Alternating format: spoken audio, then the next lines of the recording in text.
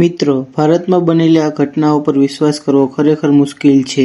જ્યારે 2019માં ભોપાલમાં ભારે દુષ્કાળ પડ્યો, ત્યારે વરસાદ લાવવા માટે લોકોએ દેડકા-દેડકીના લગ્ન કરાવી દીધા. અને પછી વરસાદ એટલો પડ્યો કે પૂર આવી ગયું. આખું શહેર ડૂબવા લાગ્યું. પરિસ્થિતિ સુધારવા માટે લોકોએ તરત જ દેડકાઓના છૂટાછેડા કરાવી દીધા. અને જ્યારે 2012માં મુંબઈમાં જીસસની મૂર્તિમાંથી પાણી ટપકવા લાગ્યું, લોકો તેને ચમત્કાર માની પીવા લાગ્યા. 2 મહિના સુધી લોકોએ આ પાણીને પ્રસાદ માનીને પીધું. પછી જે સત્ય સામે આવ્યું એ હેરાન કરનારું હતું. ખરેખર તો તે ગટરનું પાણી હતું, જે બાજુની લીક થયેલી પાઇપમાંથી મૂર્તિ પર આવતું હતું.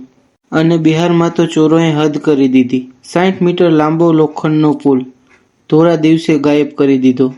તેઓ અધિકારી બનીને આવ્યા અને બુલડોઝરની મદદથી 3 દિવસમાં આખો પુલ જ ચોરી ગયા. જો તમને આ વિડીયો સારો લાગ્યો હોય તો લાઈક કરો અને મારી ચેનલને સબસ્ક્રાઈબ